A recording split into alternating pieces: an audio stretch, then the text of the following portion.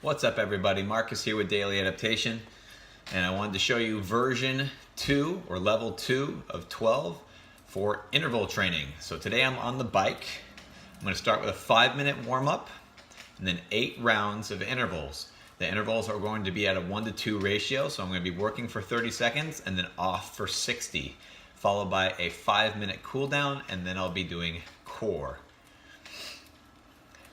So again, this is the second version here. We started off with 30 seconds on, 90 seconds off, and now we're into the second version with 60 seconds being off and 30 seconds being on. Again, this is just kind of my exercise journal on how to properly integrate intervals into your daily routine. So hopefully you can get something out of these videos. If not, I don't know why I'm necessarily doing them. It just seems like the right thing to do. It's one thing to sit there and talk about what you're going to be doing and why you should be doing it. It's another thing to actually do the program itself, reap the benefits, and be able to take that knowledge and pass it on to somebody else. I also like to believe that this provides a structure for people to kind of view and see what I'm doing, what the intensity is that you're working at, and how you're supposed to be structuring the workout, just not with words or something on a piece of paper, but actually what it looks and feels like as someone goes through the experience. So for about 5 minutes here, I'm going to be warming up just enough to get my heart rate up, get my legs underneath me. Today personally, I've already done breakdown for the legs, working into a specific adaptation, but that has nothing to do with our intervals that we're doing today. It's just more for me. So in case I suck, I have a way out. And that's my excuse. So if I underperform today with how much output, how many watts I'm putting out, that's why. Because I did about 6 different rounds of jump squats, deadlifts, hamstring curls, calf raises, anterior circles, blah, blah, blah. But that doesn't really matter. We're gonna go ahead and do these intervals. So getting back to our warm-up here, the warm-up is essentially you getting your heart rate up, getting your legs filled with blood, getting your body ready to produce force. So that way your heart doesn't go from 0 to 100. We go from 0 to 30 to 45 to 60 and slowly ramping up to that 100. Again, we have 8 rounds of intervals here, 30 seconds on, 60 seconds off, 8 times, followed by a cool down, followed by core.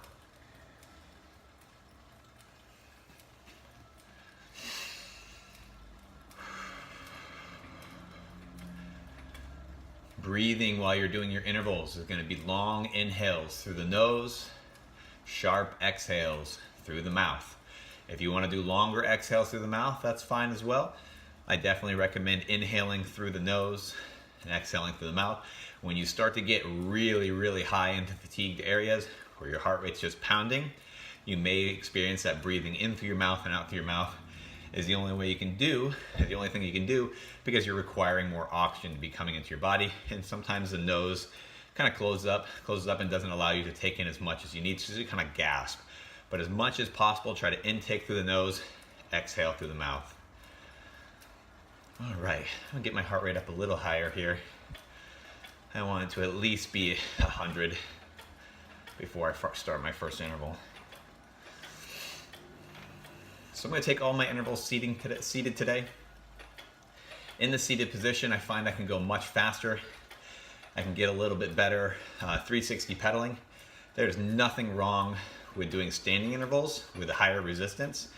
I just know that I prefer to be seated during the intervals and go faster rather than load up the legs and go heavier. Just my personal preference, and it probably has to do with the fact that I just did a bunch of heavy legs before this. So the thought of tacking on more resistance does not appeal to me. I'd rather flush out my legs, get them feeling good, and just affect my heart rate than have to fail on a muscular level, which was already this morning. Okay, here we go. In 15 seconds, I'm going to dial up my resistance and increase my cadence for 30 seconds, and then I'll take 60 seconds off. Here we go, ready to go in 4, 3, 2, 1, and here we go. Dialing up the resistance and the cadence, or both.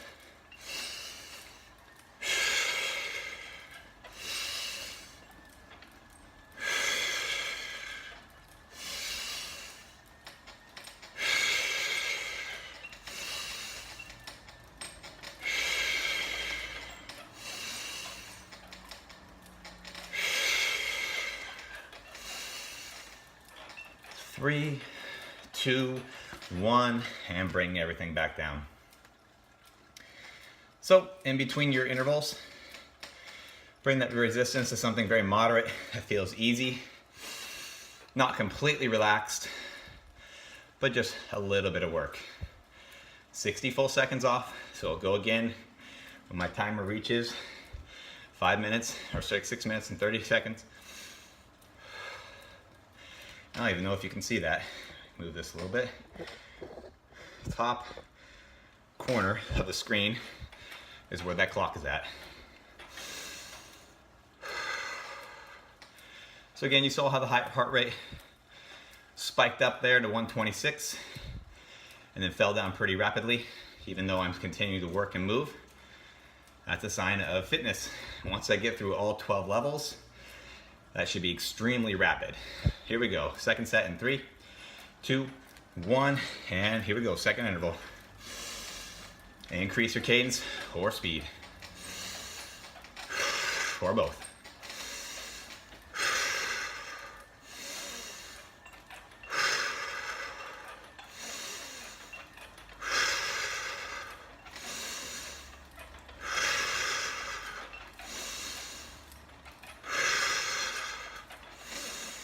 Three, 2, 1, and recover.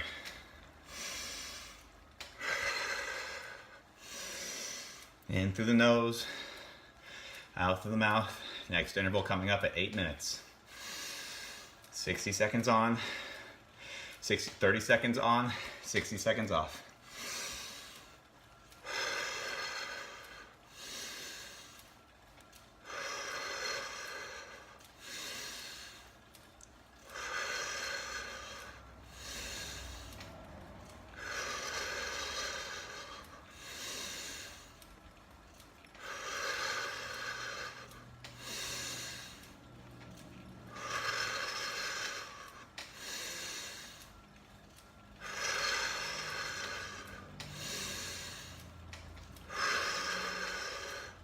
Ten seconds.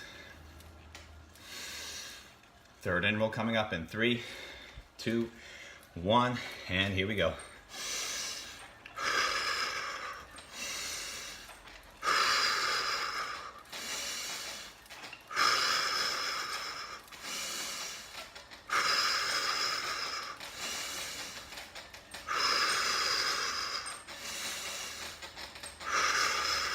Ten seconds.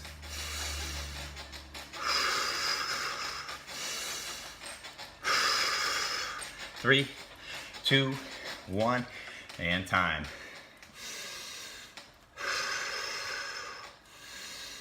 So heart rate's starting to come up a little bit higher each time.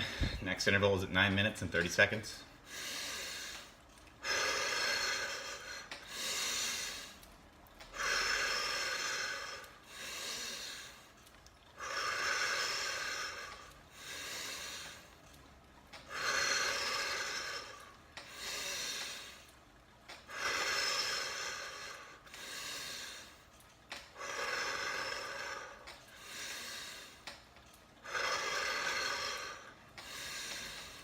Twenty seconds left to go.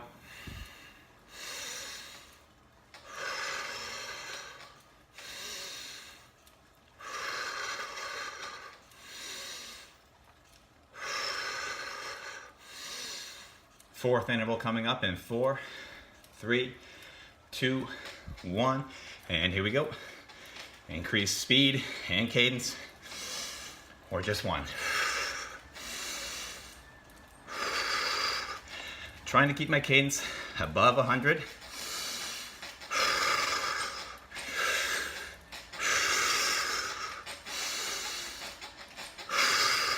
Ten seconds. 4, 3, 2, and time. Halfway there, 4 more to go. Next interval, 11 minutes.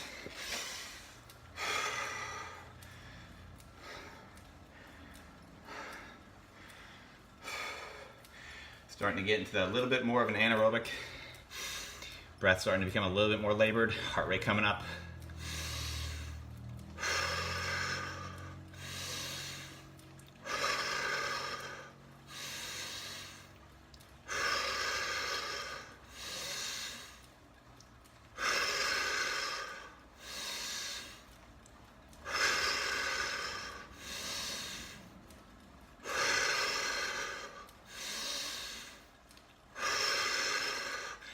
Fifth interval coming up in 10 seconds. Heart rate settling down back in the 120. Seems to work. That's where my base is. Ready, going 3, 2, 1, and here we go.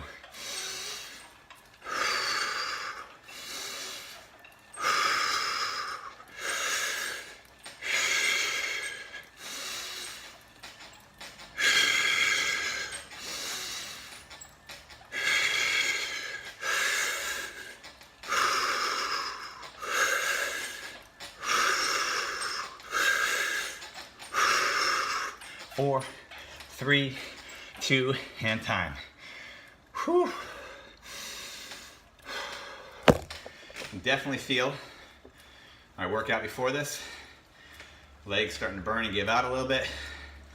Sometimes it's beneficial to hit your weights before your cardio.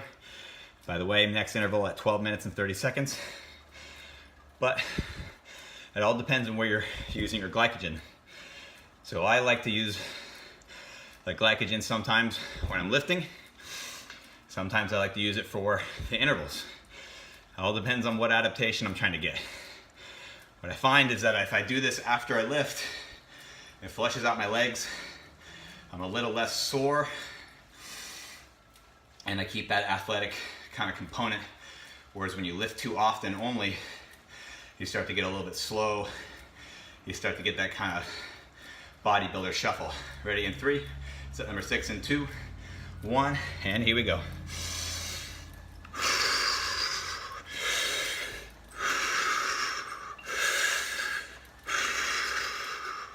Starting to breathe through the mouth a little bit more here.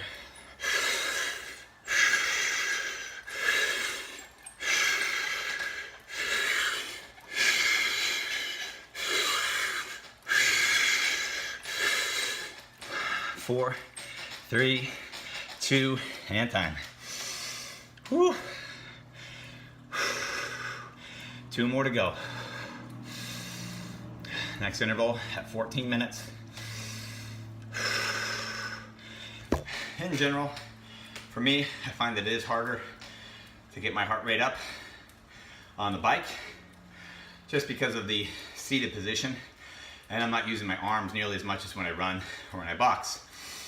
So if you are getting on the bike and your heart rate isn't coming up as high as you'd like, but your rate of perceived exertion, how you feel 1 out of 10, is like a 7 and 8, which is what I feel now, you may want to try a different type of cardio. Rowing machine, boxing, running, whatever it happens to be. To me, I know I'm working hard. If the heart rate doesn't necessarily represent that, that's okay. Ready to go for our 7th in 3, 2, 1, and here we go.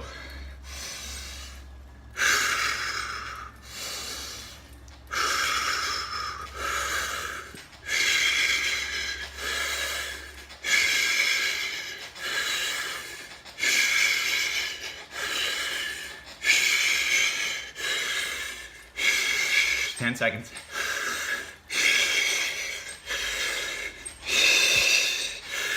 3, 2, and time. Whew. That one got to me. Legs were definitely on fire.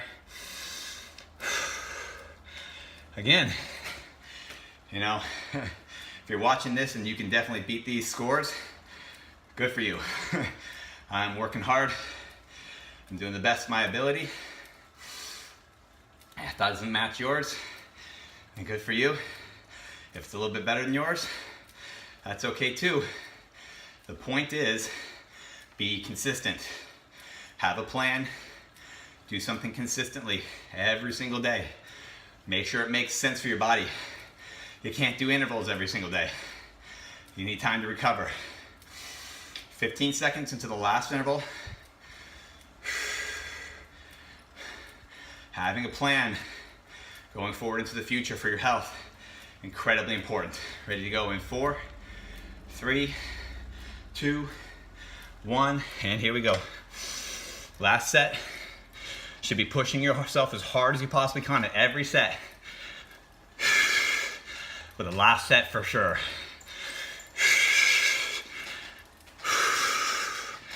15 seconds.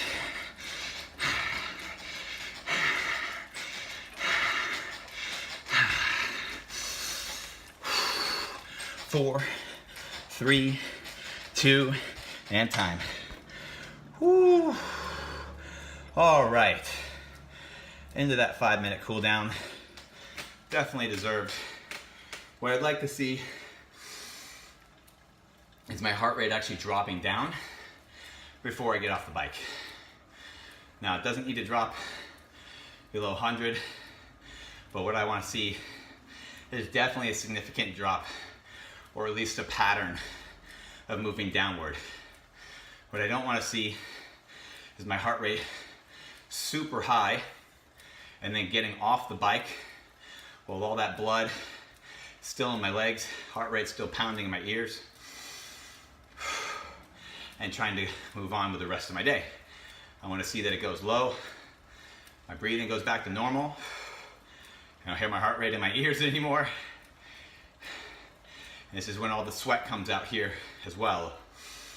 So when your body is doing the exercise and your heat is building up, you'll find that during your cool down, your body is cooling down. How does it regulate that? It regulates that by you breathing, and it regulates that through sweat, releasing body heat as well, cooling you down. It's the whole purpose. So heart is trending downward. As you can see, at very little resistance, the 24 resistance number on the far left, I believe, of your screen. It's a mirror image kind of thing in the phone, so I can't really tell. On the far right for my screen, far left for your screen maybe. My cadence is 80. My output is 35, which is again nothing. My best output was 415. Average output was 143. The reason it's 143 is because in between those 30-second bursts of energy, the output was like 90, right?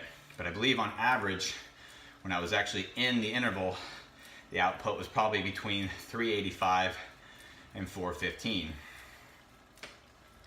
respectively. So heart rate is starting to drop. I'm gonna go another 90 seconds, and then we're gonna go to the core.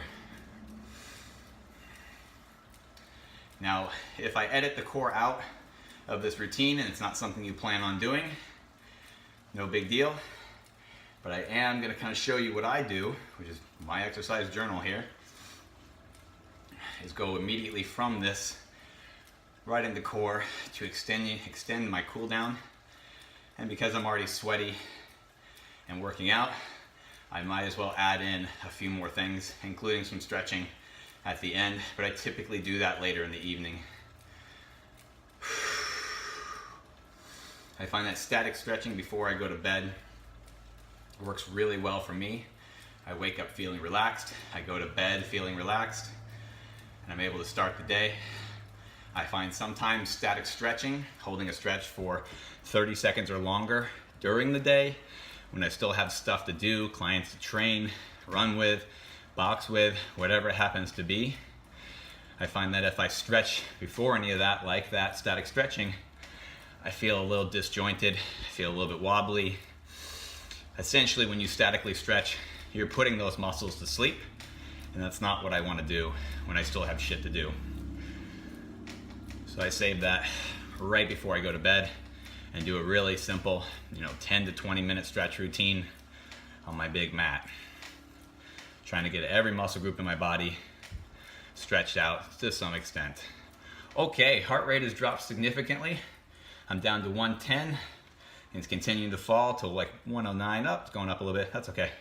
I'm down to 110, so I'm gonna go ahead and disconnect from the bike, take my shoes off, and my ride. Okay, so it looks like, based on my statistics, being a 30-something male, that I burnt 183 calories during the ride. I rode a distance of 5.5 miles, average resistance of 38, total output 159 kilojoules, and a time here of 20 minutes and